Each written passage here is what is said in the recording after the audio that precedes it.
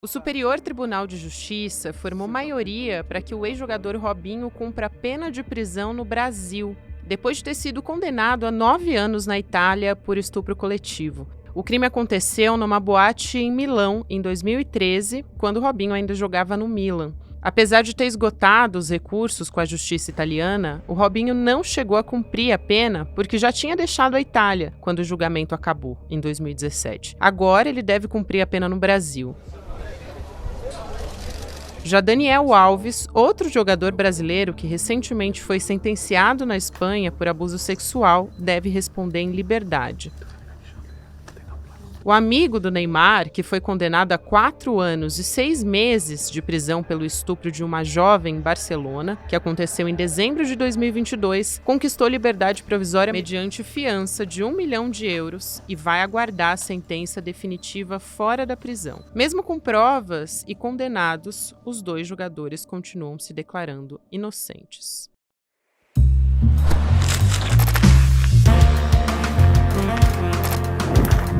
Sou a Gabriela Varela, esse é o podcast Detalhes, e aqui mais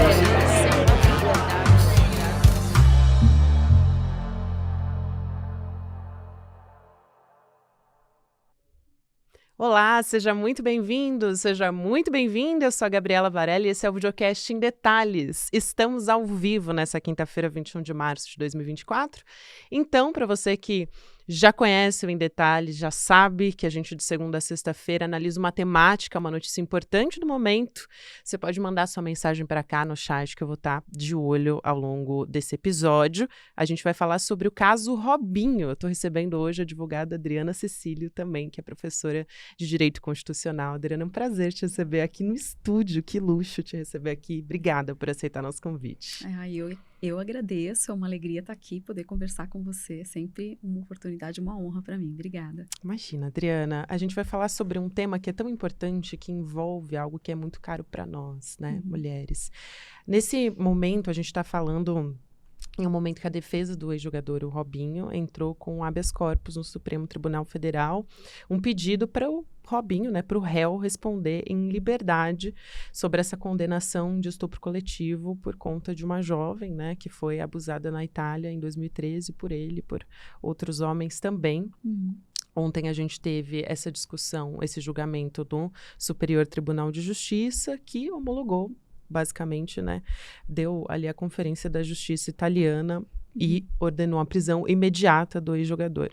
O que acontece a partir de agora, para as pessoas entenderem, esse pedido de habeas corpus, qual que é a intenção dele? É ganhar tempo, evitar uma prisão? O que pode acontecer a partir de agora? Bom, esse caso, é importante dizer que é o primeiro caso em que a nossa justiça está considerando e decidiu, na verdade, pela transferência do cumprimento da pena aqui no nosso país. Até então, isso não havia ocorrido em nenhuma outra situação. Então, tudo é muito novo. Novo para os tribunais, novo para... abre-se um precedente a partir dessa decisão, e é um caso extremamente emblemático. Então, tudo que está acontecendo é um capítulo importante da nossa história, por diversos motivos, principalmente por se tratar de um homem famoso que, em regra, por estar, né, em uma casta de muito poder, se vê como, não estou afirmando, né, em relação, mas em geral as pessoas que estão nessa casta privilegiada acabam se vendo acima da lei e entendem que podem, né, que têm uma liberdade maior para fazer e agir da maneira que julgarem, né, adequados, independentemente do que a lei determina. Então, a decisão do STJ ontem foi extremamente importante, porque até então o entendimento era de que, para que a pessoa pudesse cumprir a pena aqui, seria necessário refazer todo o processo. E isso, forçosamente, nesse caso em específico, produziria algo que nós chamamos de revitimização. Ou seja, a vítima que já passou por um longo e doloroso processo na Itália, que já comprovou os fatos, né, de forma pormenorizada, trouxe provas, fez exames. Então, ela se expôs, né, a essa situação que é sempre muito traumática para a mulher, porque nós sabemos que, infelizmente, a vítima é muito a vítima sofre consequências muito graves que às vezes o próprio agressor tem uma facilidade maior por passar por essa situação do que propriamente a vítima, porque a vítima ela passa pela situação de reviver aquele momento traumático, de ter que provar que ela está falando a verdade, de ser desacreditada, tanto que para nós todas, né, quando vimos esse resultado do processo do Daniel Alves, aí é uma outra questão, mas a vítima naquele caso disse, acreditaram em mim. E essa fala, ela é tão emblemática, porque poderosa. É tão difícil a vítima realmente ter a sua voz ouvida, né? Nós estamos num processo de conscientização coletiva das pessoas compreenderem o que é a violência contra a mulher. Mas bem, em relação ao caso do Robinho, ontem o STJ decidiu homologar a decisão da italiana e definiu que não seria necessário o trânsito em julgado desta decisão de ontem, da decisão de homologação, que determinou a homologação. E isto é peculiar, porque, em regra, o devido processo legal, que segue o nosso Código de Processo, ele entende que existem recursos ainda cabíveis, como é o caso de embargos de declaração.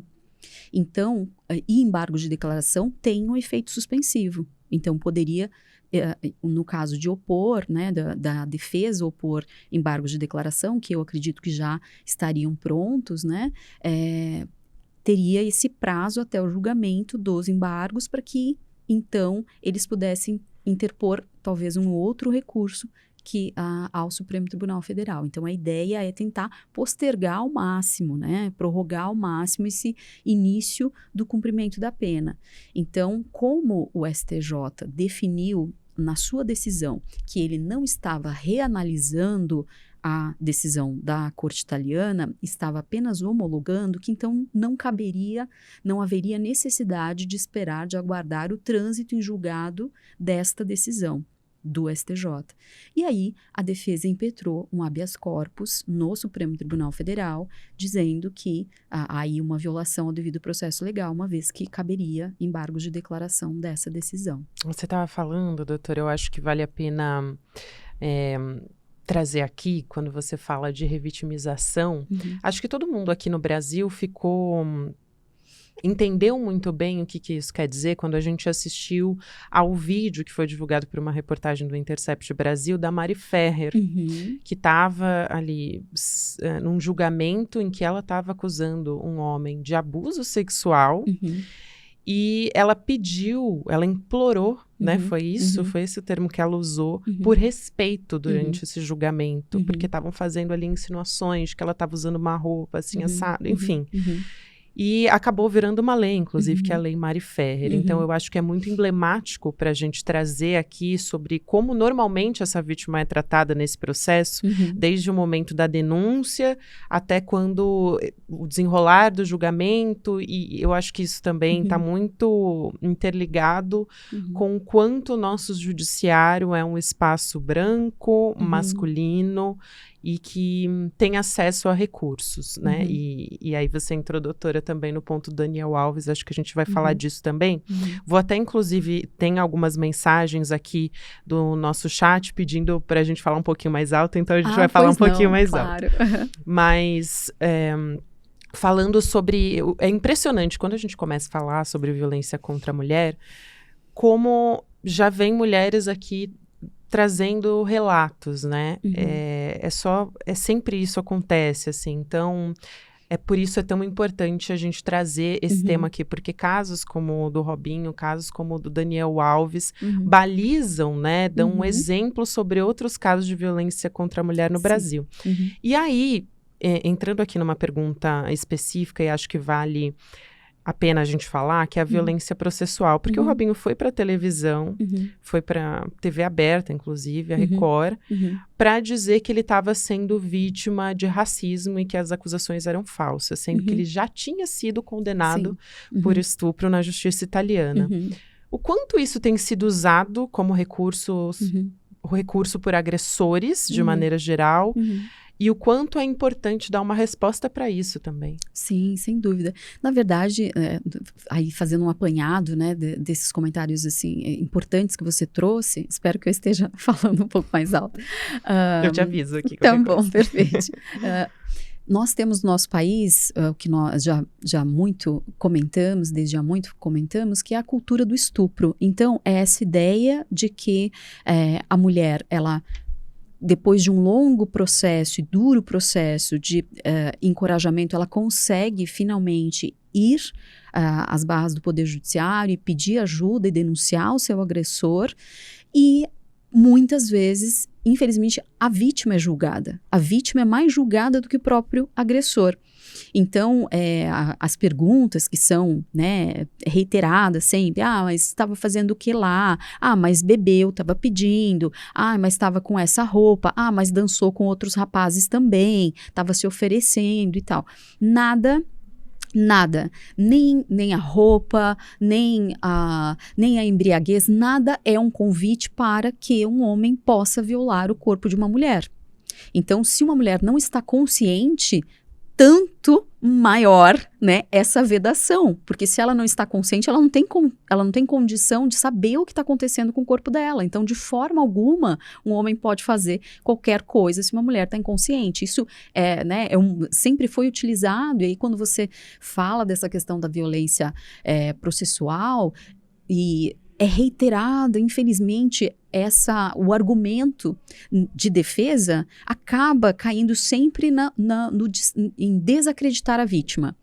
Então, é uma forma, né? Você acaba acusando a vítima, você diz que a vítima está mentindo, que não é verdade aquilo que ela falou, sendo que se trata de um crime que muitas vezes tem a chamada prova perversa, aquela prova que é impossível você conseguir fazer. São duas pessoas que estavam sozinhas dentro, às vezes, né? Não é o caso do Robinho, que foi um estupro coletivo, mas em regra são duas pessoas. No caso da Marie Ferrer, ela estava sozinha dentro de uma sala, então como a pessoa... Numa festa, né? E aí já começa um monte de juízo de valor também. Exato. Quem era... Aí começam a olhar a vida pregressa dessa mulher, aí começam a falar, aí veem, não, foi casada, não foi casada, quantos namorados teve. E nada disso vem ao caso.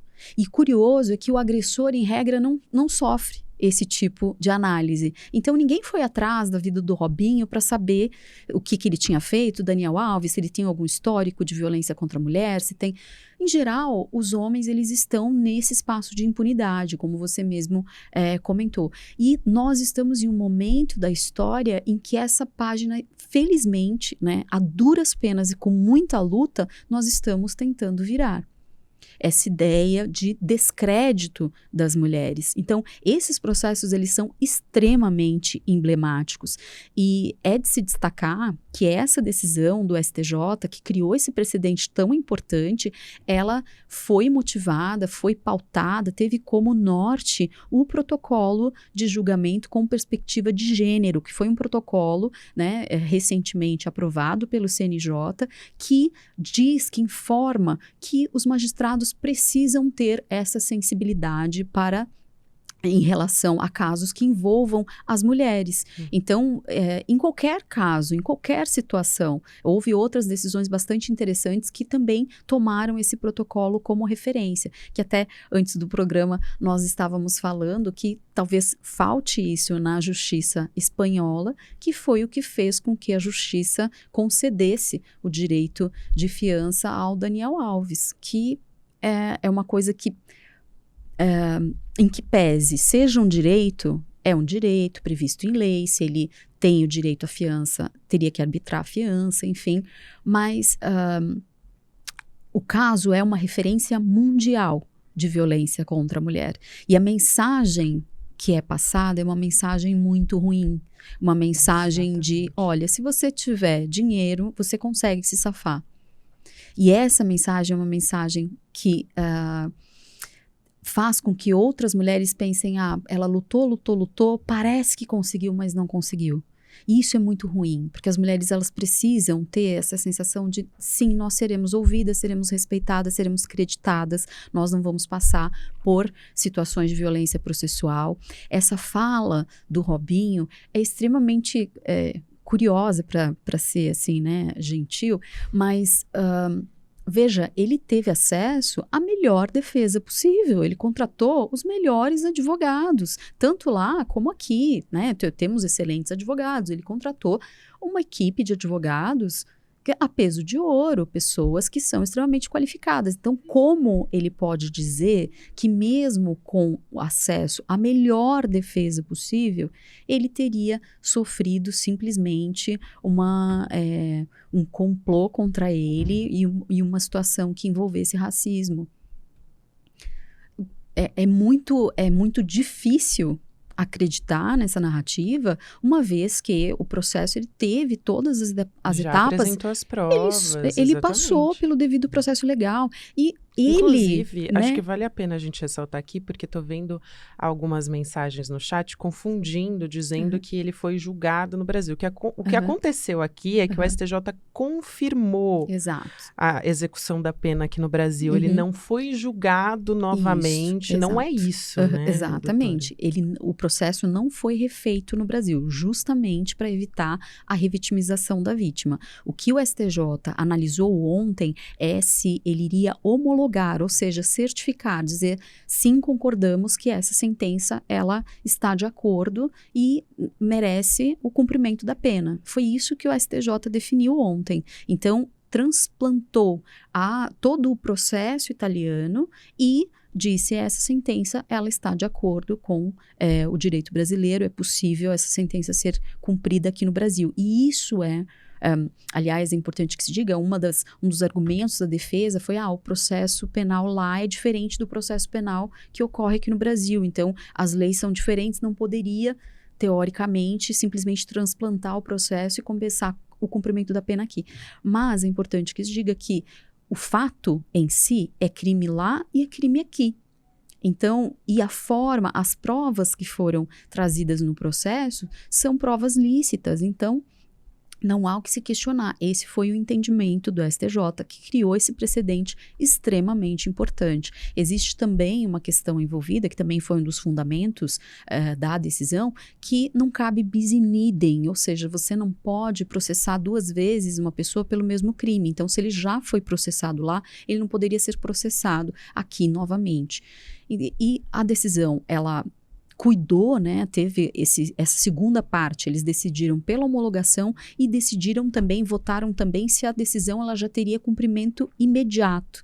E eles decidiram que sim, ou seja, decidiram que não havia necessidade do trânsito em julgado, não precisaria aguardar, né, o prazo processual, né, que seria cabível interpor recursos.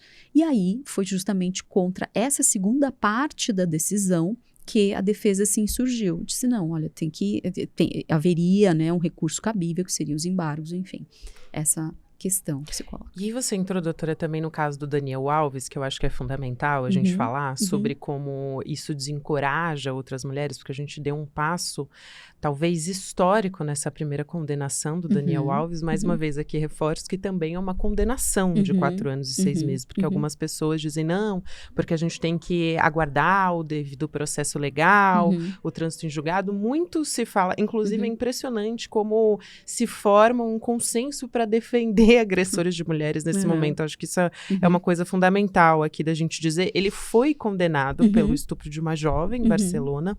E falando aqui de aspectos positivos, inclusive, desse processo, tem um protocolo, né, sobre como as vítimas devem ser acolhidas quando elas são abusadas nesses ambientes lá em Barcelona, e que acho que o mundo todo olhar para isso é importante, e sobre como ela foi preservada também durante todo esse processo. Então, a identidade dela foi preservada, em nenhum momento foi revelado, inclusive, pela imprensa, e acho que isso é uma responsabilidade, porque, como a gente está conversando aqui, essa revitimização dessa pessoa que foi abusada é muito recorrente aqui no Brasil. Então, eu acho que isso serve de exemplo para todos nós aqui no Brasil. Mas o que acontece a partir de agora? Ele vai ter a possibilidade, né, o direito de ficar em liberdade provisória. Então, o que isso significa? E aí tem uma informação da reportagem do portal UOL que eu acho interessante da gente trazer, porque a liberdade é mediante fiança de 5,4 milhões de reais. A gente está falando de 1 milhão de euros. O que isso significa no mundo dos jogadores de futebol que tem uma notoriedade como Daniel Alves, Robinho e outros jogadores têm? O valor da fiança, de acordo com o Rafael Reis, que é colunista do UOL, é menor que 2 meses de salário do Daniel Alves no auge dele. Então, eu acho que isso precisa ficar palpável para quem está nos assistindo. Isso não é nada para o Daniel Alves. Para uma pessoa comum é um valor, né, inacessível. Agora, para ele é uma coisa que tá no dia a dia ali. 1, 2 festas já daria isso, né? Então, essa decisão, como eu comentei, é uma decisão que, em que pese exista a previsão do direito, acho que o Poder Judiciário, ao julgar, ele também deve levar em consideração os reflexos dessa decisão, os reflexos públicos dessa decisão. E é uma decisão que, para o agressor, para o homem que está nessa, em especial, todo e qualquer homem de qualquer classe social, né, que infelizmente tenha esse perfil de agressor, esse homem ele sempre se sente autorizado de agir contra uma mulher, né? E é importante que se diga, é muito importante que todas as oportunidades que eu tenho, eu repiso. Estupro não tem a ver com libido. Não é o fato, a pessoa, nossa, não conseguiu se conter. É sobre né? poder, né? É sobre poder, é um exercício de poder. Então, não importa qual a classe social da pessoa, mas as pessoas que se encontram nesta casta privilegiada, as pessoas têm uma sensação de que, de fato, elas podem fazer aquilo que quiserem, porque sai barato para elas, em todos os sentidos, né? Então, esse protocolo é extremamente importante e nós replicamos esse protocolo aqui, é importante que se diga, a cidade de São Paulo adotou o mesmo protocolo, o Ministério Público do Estado de São Paulo, até capitaneado pela doutora Fabiola Sucasas, quero fazer aqui uma referência, uma grande promotora de justiça nós temos aqui no nosso estado, está à frente desse projeto, então buscando conscientizar espaços, né, casas de show, bares, restaurantes, para que as pessoas realmente tenham acesso num caso de abuso, que a vítima seja socorrida de forma imediata.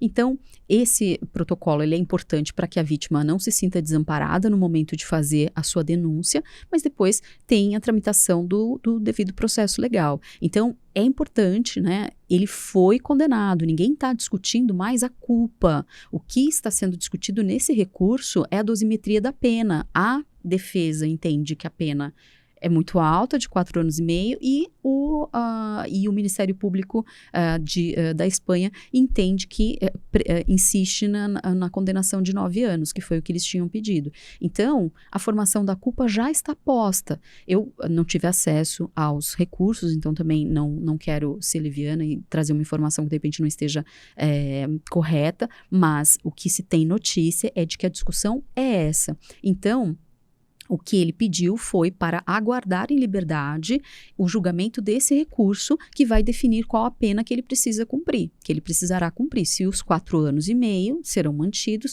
se a justiça espanhola vai acatar a defesa e talvez diminuir esse prazo ou vai aumentar com base no recurso interposto pelo Ministério Público de lá. Muito bem, eu quero entrar também num tema, numa notícia que pra gente aqui no Brasil, eu acho inclusive que a gente falou muito pouco sobre ela. Eu quase não vi essa questão ser discutida na imprensa. E ela é, assim, surreal, para dizer o mínimo.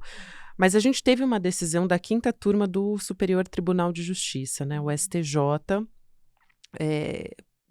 definindo, né, não reconhecendo estupro de vulnerável em relação a um homem de 20 anos e uma menina de 12 anos. Essa é a história. a menina engravidou, e aí esse caso, né, o homem chegou a ser condenado na primeira instância, mas aí a decisão foi revertida pelo próprio Tribunal de Justiça de Minas Gerais, e aí o STJ reafirmou que não houve crime. Quero falar sobre a importância disso, inclusive parlamentares de uma frente específica de promoção de defesa de direitos da criança e do adolescente pediram que o CNJ, o Conselho Nacional de Justiça, avalie, né, essa decisão do STJ. Mas a gravidade disso, porque o Código Penal estabelece que qualquer relação sexual, qualquer relação, gente, com menores, aliás, não é uma relação, né? É um abuso, já é considerado um abuso, quando a gente está falando de crianças, adolescentes menores de 14. É classificada como crime, então. Então, o STJ chega... a quinta turma do STJ chega e decide que estupro de vulnerável não pode ser chamado de estupro. Como é que é isso? E qual é a gravidade dessa história que a gente está conversando aqui? É uma decisão lamentável, para dizer o mínimo, né? É uma decisão que, novamente, é uma decisão emblemática que cria um precedente horrível, né? Cria um precedente inaceitável. Quero aqui destacar também, é importante a gente falar sobre as mulheres que estão na trincheira e que tentam lutar contra isso. Então, quero deixar aqui meu abraço à ministra Daniela Teixeira, que fez um voto firme, contrário a essa decisão absurda. Que é uma maioria masculina, inclusive, vale a pena ressaltar. Né, só tinha ela, salvo o melhor juízo, só tinha ela na turma. Então, até porque temos muito poucas mulheres nas cortes superiores, né? Então, isso também é uma questão que precisa mudar. Mas... essa decisão, ela é emblemática porque ela retoma uma discussão que já foi estabelecido pelo Supremo Tribunal Federal. Você não pode invocar nenhum tipo de desculpa para justificar violência contra a mulher. Você não pode falar, não, foi um ato de legítima defesa da honra, não, estávamos apaixonados. Porque o que falta, né, de letramento de gênero para os nossos ministros que tomaram essa decisão. Precisa entender que essa criança, ela poderia achar que ela estava em um relacionamento amoroso saudável. Por quê? Porque para a vítima, para a mulher, vamos colocar a mulher de uma maneira geral, e aí nós estamos até falando de uma criança, né? Nós, desde pequenas, somos bombardeadas com essa ideia do amor romântico, com os contos de fadas, com a ideia de que o homem vai vir, vai te salvar, né? Com essa ideia de que você tem que ser boazinha, que a boa moça é aquela que concorda com tudo. Então, nós somos doutrinadas, uma ideologia de gênero, essa é a verdadeira ideologia de gênero, que ensina e doutrina as meninas qual é o seu lugar e qual é a conduta adequada no mundo. Então, você tem uma menina, né, de Minas Gerais, do interior de Minas Gerais, que conheceu um rapaz, esse rapaz se engraçou por ela, pequena criança, né, vai achar que aquilo é uma coisa ok. E aí, lógico, talvez, né, falte aí também a família, o suporte necessário e esse entendimento, essa compreensão de que isso não é uma coisa adequada. A família teria ali a obrigação também de explicar para essa menina que não seria adequado ela se relacionar. Mas como eu não tive acesso ao caso, não quero aqui culpabilizar a família também. Eu entendo sempre que o único responsável é sempre o agressor. Né? A gente não fala de responsabilização de terceiros, porque se você retirar esse elemento de dentro da situação, aquilo não ocorreria. Então, qual é o único elemento que, se você retirar, a menina pode ter a mesma família, pode estar no mesmo lugar, a mesma idade, mas qual é o elemento que você precisa tirar dessa equação para o resultado não ocorrer? O agressor, né, a pessoa que teve essa relação com uma criança. Então, é essa pessoa que está errado. Como que a pessoa se interessa por uma criança de 12 anos? Aí já está, né, um problema posto, né, bem grave. Então, falta essa noção de que a vítima, em que pese a vítima possa dizer, não, mas eu achei que estava ok, para mim está tudo bem que isso tenha acontecido. Falta essa sensibilidade de compreender que essa criança ela não tem maturidade suficiente para tomar essa decisão. Ela não tem o discernimento do quão grave é o que está acontecendo com ela. Por isso que foi definido no Código Penal. Por isso que está na lei. E aí o que cabe ao Poder Judiciário é cumprir a lei. Não cabe esse tipo de interpretação esdrúxula de ir no caso concreto e dizer, não, aqui a gente aqui a gente entende que a lei não deve ser aplicada. Como assim? Se existe o fato típico, existe o tipo penal, há subsunção, que a gente chama, essa palavra feia, né?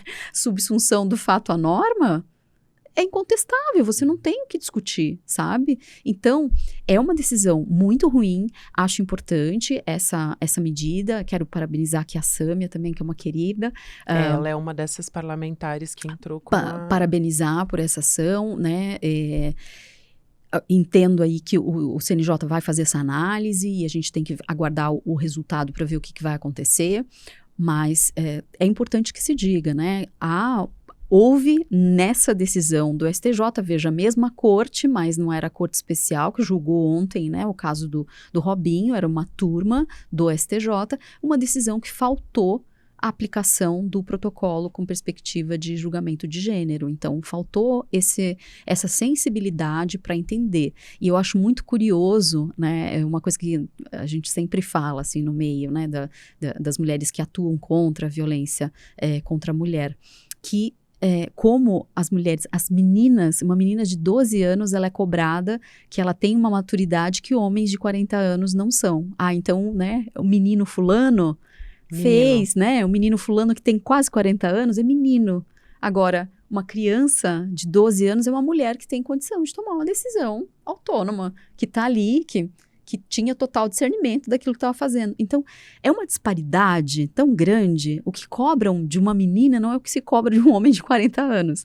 Então, é essa cultura, esse caldo cultural que é proveniente de uma estrutura patriarcal, é isso que a gente precisa lutar para modificar. Combater, é isso. E é essa cultura do estupro também. Exato. Doutora Adriana Cílio, muito obrigada. Adriana Cílio é advogada e também professora de Direito Constitucional. Foi um prazer te receber aqui no estúdio. Já fica o convite para você voltar de novo. Obrigada, vai ser um prazer. Conversa foi fundamental e a sua fala final foi absolutamente fundamental para a gente discutir essa realidade e conseguir mudar essa realidade. Obrigada. Muito obrigada. Foi um prazer estar aqui com vocês novamente. Obrigada. Desses minutinhos finais, eu quero te lembrar que a gente vai ter uma aula aqui para a nossa comunidade ICL com o Elliot Aronson, que é um psicólogo especialista em comportamento. A gente vai ter essa aula no dia 7 de abril, às 8 horas da noite, que é um domingo. Ele é autor do best-seller, que é o livro favorito do Eduardo Moreira, né? O Animal Social. A gente fala, por exemplo, muito aqui no ICL sobre dissonância cognitiva. Ele é um dos autores, um dos especialistas que explica essa questão. Então, ensinamentos para a gente compreender o que passa na cabeça, por exemplo, de uma pessoa que defende intervenção militar na política, esse tipo de coisa, assim, mesmo conhecendo as atrocidades do período da ditadura militar. Tudo isso, então, você pode conferir nessa aula, que é uma aula gratuita, mas que você tem que fazer a sua inscrição em detalhesicl.com.br para poder assistir. Então, lembrando, dia 7 de abril, às 8 horas da noite, vai ser um domingo, não perde. Obrigada você que me acompanhou até aqui, você que mandou mensagem no chat, eu li todas as mensagens, muita gente falando sobre o Leonardo Rurri, falando sobre a leniência em caso de violência contra a mulher, também a Eliana falando sobre, nas últimas décadas, quantas mulheres sentaram à mesa para elaborar essas leis todas. Então, comentários aqui fundamentais e que a gente foi acompanhando durante esse episódio, que foi fundamental. A gente está aqui de volta amanhã, às 10h30 da manhã, ao vivo no YouTube, para quem é de YouTube. Também você fica agora com o Mercado Investimentos. Na sequência, tem o Rolê CL, 6 horas da noite, CL Notícias, segunda edição. Lembrando que esse episódio fica disponível também para você em todas as plataformas de áudio. Até amanhã. Você seria capaz de fazer o mal, mas não um mal menor. Um mal maior, desses que mais te assusta. Esses que você mais critica nos seus dias, nas suas redes sociais. Provavelmente a sua resposta seria: não, eu não sou um monstro. Mas o que as pesquisas mostram pode te deixar chocado. A psicologia social estuda o comportamento humano e o porquê da gente fazer as coisas da forma como a gente faz. O maior especialista no mundo em psicologia social chama-se Elliot Aronson. E aos 92 anos de idade, é o psicólogo mais premiado nos Estados Unidos. tendo ganho o prêmio de melhor psicólogo, melhor pesquisador e melhor autor. Ele que escreveu esse livro, O Animal Social, o livro que mais influenciou na minha vida a minha forma de ver o mundo. A gente conseguiu marcar uma conversa com Elliot Aronson para ele nos ensinar sobre comportamento humano. E a melhor notícia é que essa conversa é aberta, gratuita, para todo mundo poder participar. Vai acontecer no dia 7 de abril, um domingo às 8 horas da noite. Para você participar, é só clicar no botão Saiba Mais aqui. Aproveite e chame todo mundo que você conhece para participar. Elliot Aronson, falando com a gente aqui no Brasil sobre esse tema tão importante. É agora ou nunca, irmão.